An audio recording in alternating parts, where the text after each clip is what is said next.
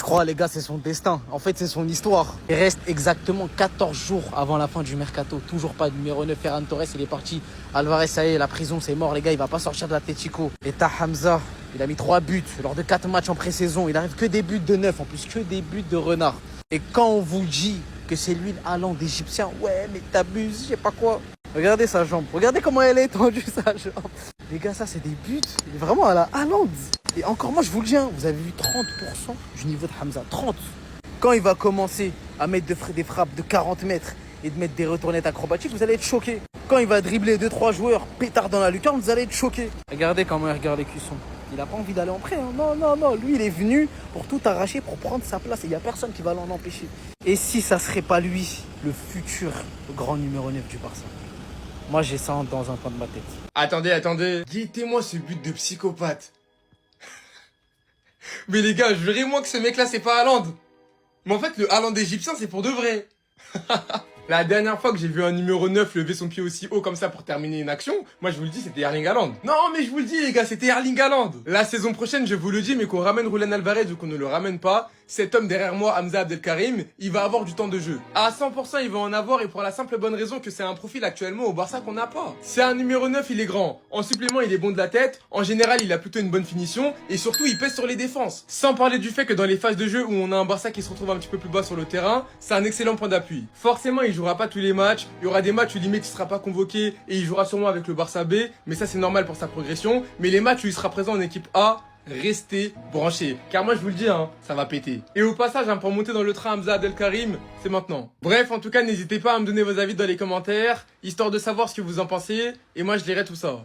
Hamza Abdelkarim, l'Égypte, l'Afrique même, j'allais dire, peut être parce qu'arriver comme ça, de ton club en Égypte, changer de continent, s'acclimater au FC Barcelone, jouer avec le Barça Athlétique, les U19 de temps en temps, aller en Coupe du Monde, ne pas se reposer, venir directement travailler en pré-saison avec le flickball, pour ensuite marquer 3 buts, notamment celui-là où il s'arrache clairement, un vrai but de 9 en plus. Waouh. C'est ça de faire les vidéos chez la MIF. Voilà, c'est ça. 3 buts cette pré-saison, encore une fois, je disais... Moi, je pense qu'il aura des minutes. Hein. Voilà. Lui, il est là, il embrasse le logo, il se rend compte et il sait la chance qu'il a d'avoir été choisi par Deco. Encore une fois que je salue et que je félicite. Parce que, ouais, il y en a, ils se prétendent pour je ne sais qui, parce qu'ils ont marqué un but en finale, il faut leur montrer qu'ils sont désirés, il faut leur tout faire. Non, en fait, non. Petit, je sais que de la première à la dernière minute, quand il va rentrer, à chaque fois, il voudra d'être ça. En plus, il n'est pas égoïste et tout. En vrai, quand on a marqué le premier but, ils ont arrêté d'être égoïstes. Donc en soi, lui-même n'est pas égoïste en soi. Donc franchement, bien. Il va s'améliorer avec le temps sur le fait d'être pivot, les remises en retrait, etc., etc. Je n'en doute pas une seconde. Je n'en doute pas une seconde, putain. En fait, ce soir, il y a tellement de choses à dire.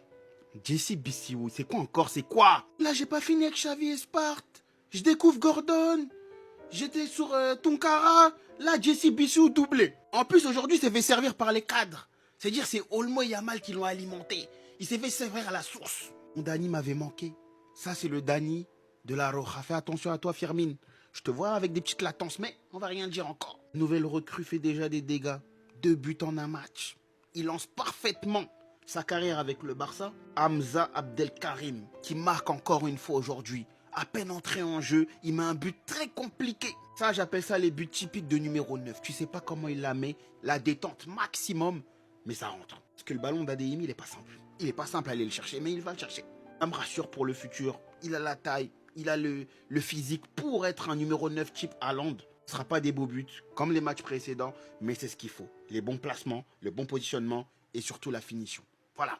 Je pense que j'ai fait le tour sur les petits gamins qui m'ont quand même impressionné aujourd'hui. Vivement le Gumper. Et la saison qui commence. Xavi et Sparte, on ne dérange pas? Tu veux du thé, du chocolat chaud, du café, des croissants, des pains au chocolat?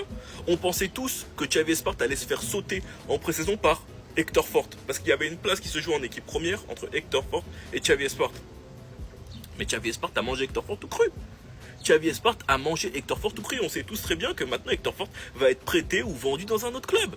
Et là, il y a des rumeurs surtout de Hector Fort à Dortmund. Il a quasiment pas joué durant cette pré-saison.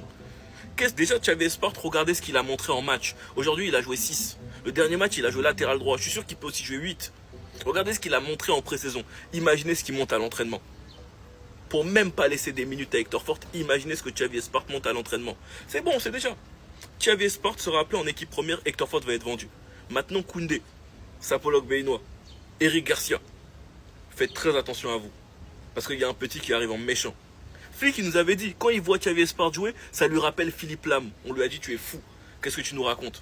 Maintenant, on va avoir notre réponse cette saison. Parce que je sais que Xavi Espart va monter en équipe première. Sinon, vous les gars, vous en pensez quoi? Ramenez-vous sur Snap, on s'ennuie.